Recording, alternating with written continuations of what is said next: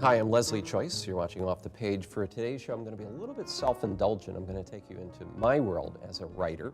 I write poetry, and I write nonfiction, and I write novels. And one of those novels seems to have withstood the test of time, at least a decade. It's come out in 3 editions. It's called The Republic of Nothing. It was published by Goose Lane Editions in 1994. A new edition came out in 1999. And then in 2007, they issued the 3rd edition of The Republic of Nothing with an afterword by Rush drummer Neil Peart. And I had the opportunity to launch the 3rd edition at the Just Us Coffee House in Halifax, Nova Scotia. And people asked some questions, and we had a little music thrown in. So I'm going to take you to that launch right now.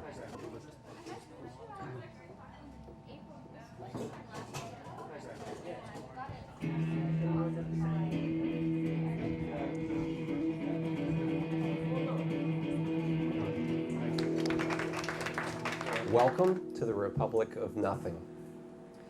My father declared the independence of Whalebone Island on March 21st, 1951, the day I was born. It was heady political time, even here on the eastern shore of Nova Scotia.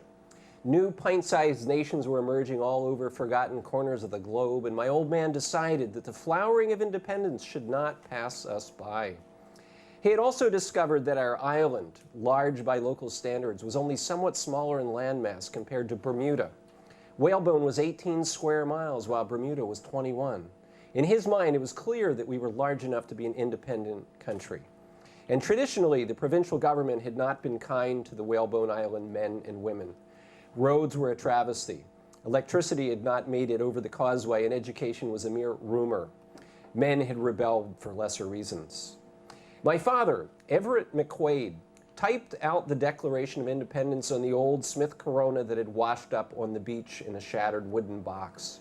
The machine had required many hours of painstaking reconditioning, salt water being exceedingly unkind to abandoned typewriters.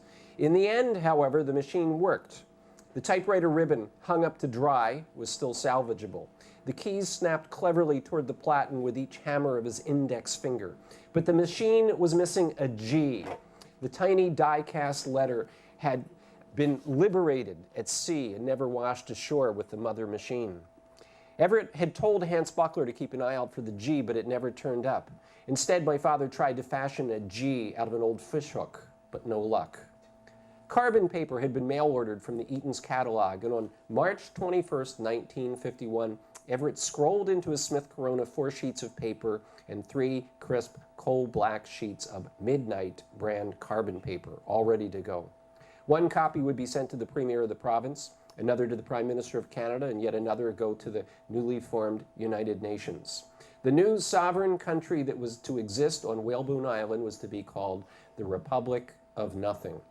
My father was an anarchist in the purest sense, who despised the petty loyalties of political parties and the inherent evils of patriotism. In truth, he was opposed to having a name for the country at all. But if he had to put a name down for his newly minted nation, a name that suggested total disaffiliation with any existing doctrine or country, it would be the Republic of Nothing.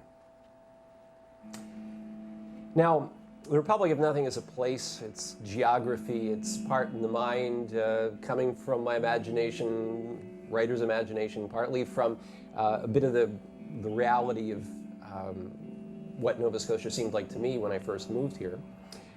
It's a beautiful place, it's a fascinating place. When I was writing the book, I went there and I lived there. And to share some of this with you is a chance to go back and revisit some familiar territory.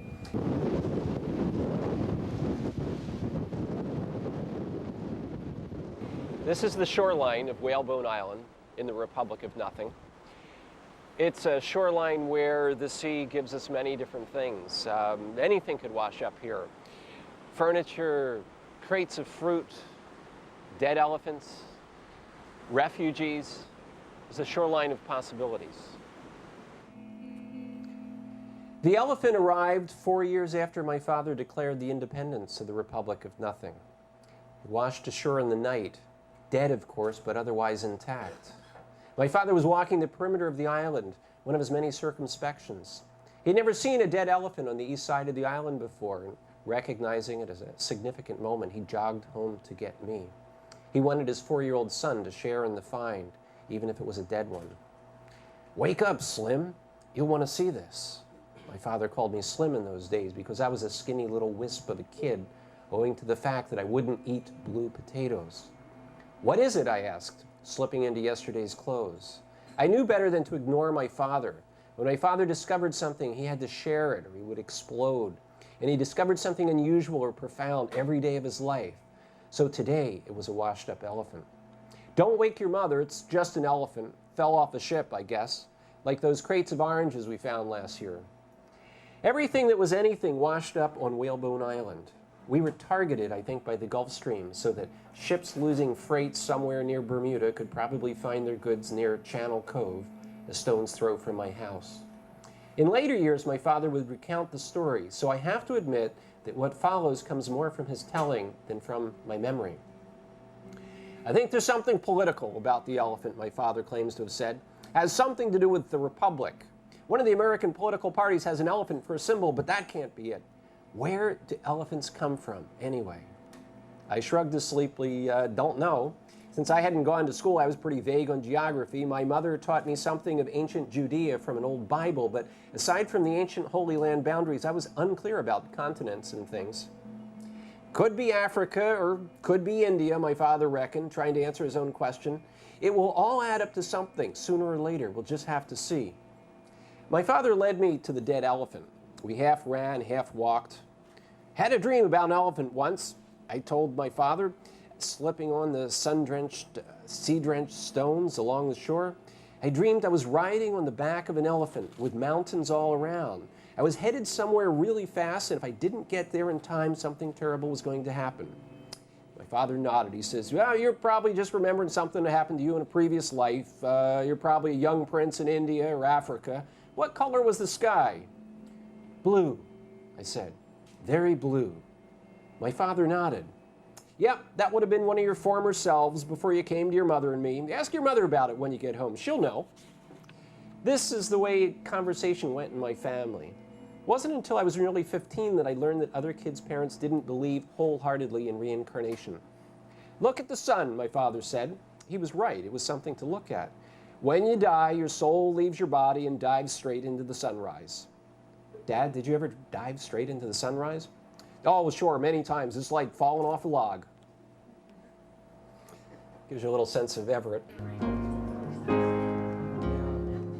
And we'll take a short break right now, and I will take you back to the Republic of Nothing right after this.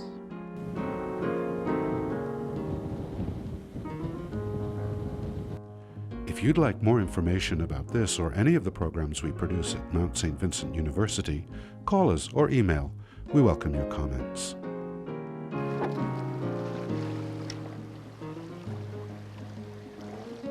And we're back, so return with me to the Republic of Nothing. The setting's Eastern Shore, and if you're trying to track it down, you'd actually discover that the information that's there in the book reveals that the exact location of Whalebone Island is an actual island on the Eastern Shore called, it's a great name, Sober Island. You can go there, you can travel around.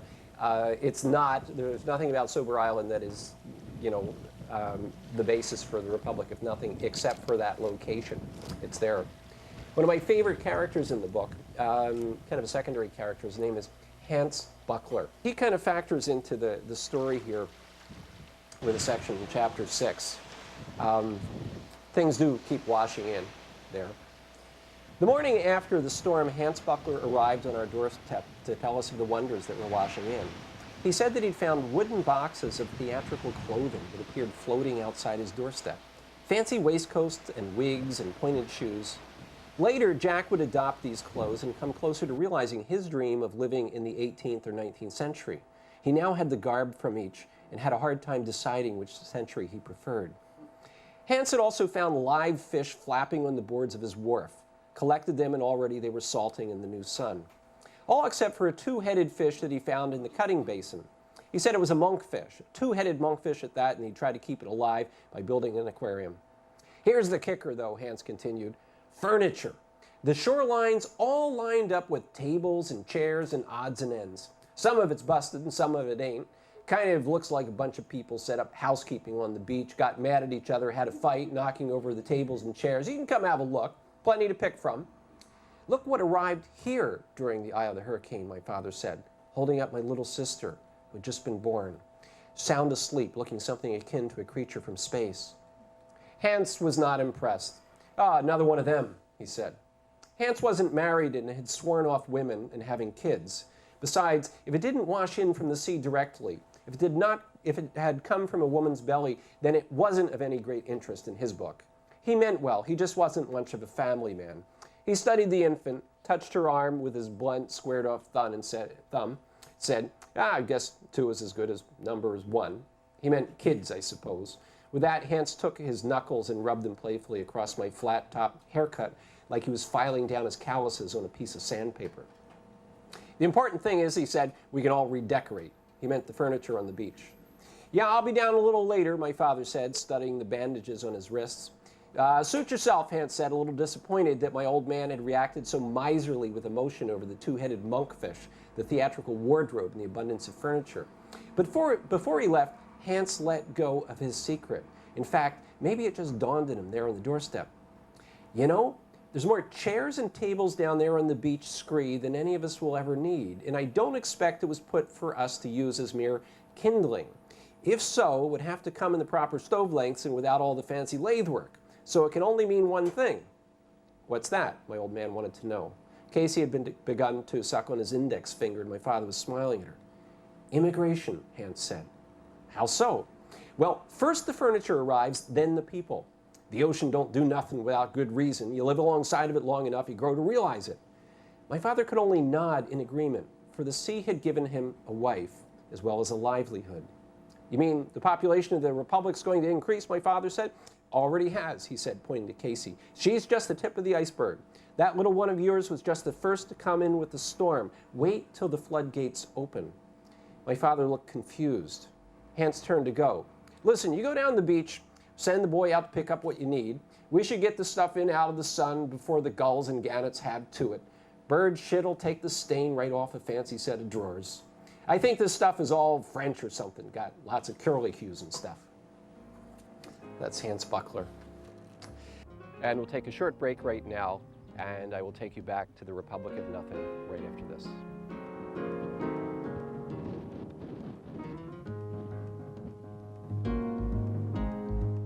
This program is presented as a public service by Mount St. Vincent University.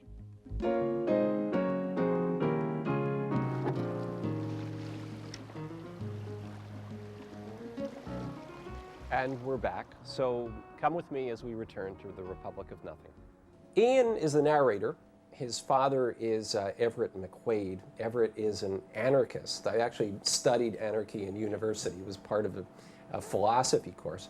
I suppose that anarchy, the lack of government, the lack of rules, all that sort of stuff, is both the best and the worst political system that could possibly exist.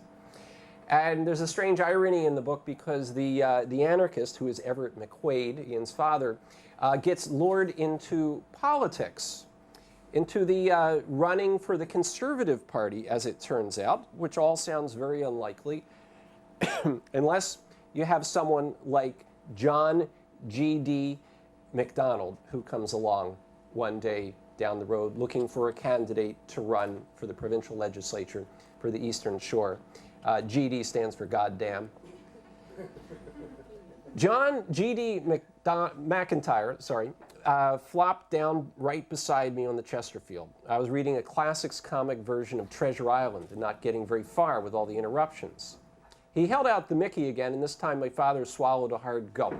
His Adam's apple was like a little elevator that went to the top floor, then made a quick express trip to the bottom before returning at an at-rest position in the middle.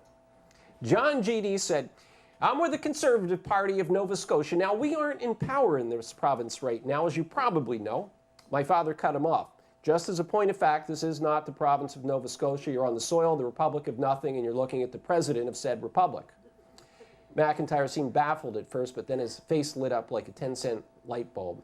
"Then what they told me in Sheet Harbor was right. You're a politician." "An anarchist," my father corrected. "The best government is no government." John G.D. swigged another drop and offered me the bottle just to be polite. I reached for it, but my father pulled it away and took a slug. I don't think John G.D. knew what an anarchist was, but he did recognize a man who seemed to be saying he was dissatisfied with the current government, the government of the Liberal Party of Nova Scotia. He says, of course, you're right, sir. No government would be good government compared to the way the thieving Liberals run things. Look, I'm trying to pull our party back together. We've had our setbacks, but we've got a great leader, Mr. Colin Michael Campbell. I've been behind him all the way for years, and I can tell you he's a giant of a man. And I don't just mean tall either. Now, he sent me down here to find the right man for the Tories on this shore. I'm down here today because I need one good man. A good man for what? My old man inquired. Look, McIntyre said, I won't mess around with you. We have no one to run for legislature for this part of the shore. That's because, my father said, the last Tory MLA who ruled Sheet Harbor was a corrupt pig who screwed the voters. It was because of people like him that I declared this island a free republic. And so you should have, John G.D. said. Any upstanding Tory would have done just that. John D. was obviously a pro at politically wilery. His motto was probably this: always agree with anything anyone says if you want them to do your bidding. The bottle went back and forth. What do you want anyway? My father asked. I want you to run for us. I want you to represent the shore in the legislature in Halifax. Why? Because I'm scouring this backwater for days for one honest man who wants to run for us and turning this riding around, and you're that man. Someday this shore will be the haven for free-thinking men like yourself, a place of political idealism and champions of liberty, a home for brave individualism, but most of all, a place of integrity and freedom of the heart. Freedom of the heart, my father repeated. I like that. John G.D. says, they told me up the road that you were our man. Sir, our party is all dried up on the shore unless we bring in new blood. But look who's in power now, the Grits. And what do they stand for? Government ruling the daily lives of the common people. Look at who represents you now, Bud Tillish. I don't think I know anything about Bud Tillish, my father said. Like I said, we're a separate country from Canada. We're no longer part of Nova Scotia. I don't stay abreast of provincial politics. But that's why you're the perfect candidate. You don't have any political enemies, and you have a vision. But I'm an anarchist. Deep down, we all are. And I've already declared Whalebone Island a sovereign republic. Every town on this shore should do the same damn thing, and I'd be behind it 100%. My father scratched his jaw and reached for the bottle. What if I don't like the job? Then you can quit. What do I have to do to be elected? Nothing. That's the key to success in this election. Stay home, stay invisible. If people can't see you, they'll vote for you simply because you won't look bad. All we have to do is wait for Bud Tillish to start giving speeches. Then you're a shoo-in. Well, in that case, sure, my old man said. Great. Can I use your phone? I don't have a phone. Oh, John G.D. said. Well, I better go and get word to Halifax. But you hear from me. Together, we'll win this election. And he does. He gets elected. And part of the irony is he ends up being Premier of Nova Scotia. We're going to take a short break right now, so I'm going to send you back to the mainland, and I hope that you'll return with me to the Republic very shortly.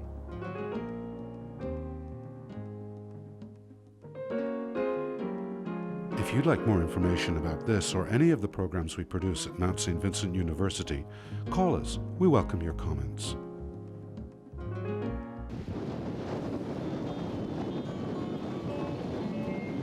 And we're back, so return with me to the Republic of Nothing. Early in the morning, my father would row out to sea in the darkness and wait for the sunrise. It was a windless morning in May when my mother saw the silhouette of a boat headed toward her. I already thought I had died, she told me later. There I was in a little boat in a pitch-black sea. I didn't know how long I'd been drifting. I didn't even know who I was or where I came from. I was cold, I knew that, and then I saw a dim glow. The sun was coming up in the east. It came up like a great overpowering explosion of light, and suddenly I saw something else. A man standing in a dory looking straight at me. Not a man exactly, but a boy, and he was all on fire. I felt paralyzed by the wonder of it all. All around me the sea was alive with light, and I grabbed onto the gunwales of the boat to steady myself as I waited for God to scoop me off the surface of the ocean. My father was never surprised by anything he found at sea. When he rode up close to my mother, I guess he didn't know what to think, so he didn't say anything at all. After the sun rose in the sky and the flames subsided, he towed her boat to shore. And that's how my father met my mother.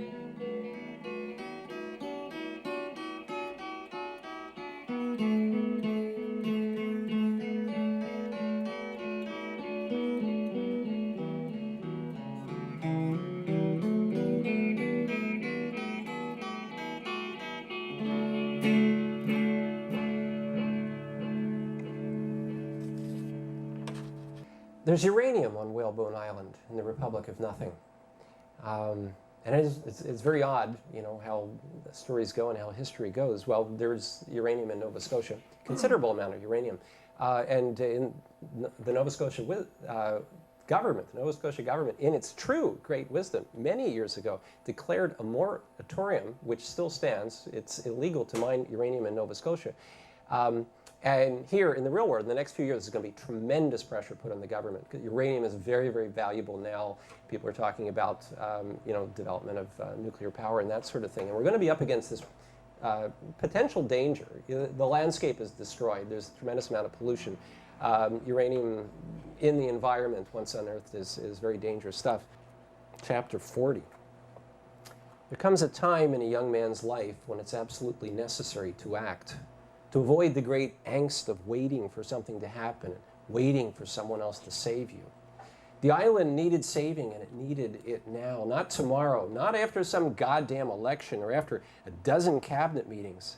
My father had started out in politics as an anarchist, but now he was something else that I didn't care to think about. I was old enough now to know the true meaning of anarchy. I'd been to Boston. I'd seen the dark side of the legal and political system. I knew what law and order was doing to that country, to the South. They were tearing it apart.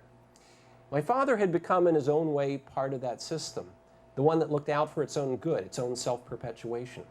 My father was the premier of Nova Scotia, and he was no longer an anarchist, no longer an islander.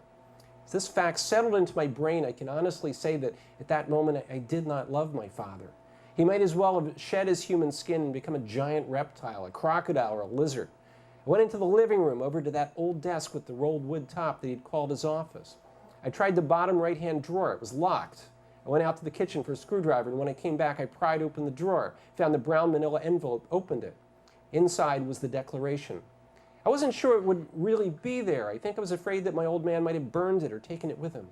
What would the TV people and the newspapers make of my father's Declaration of Independence for the Republic of Nothing on Whalebone Island?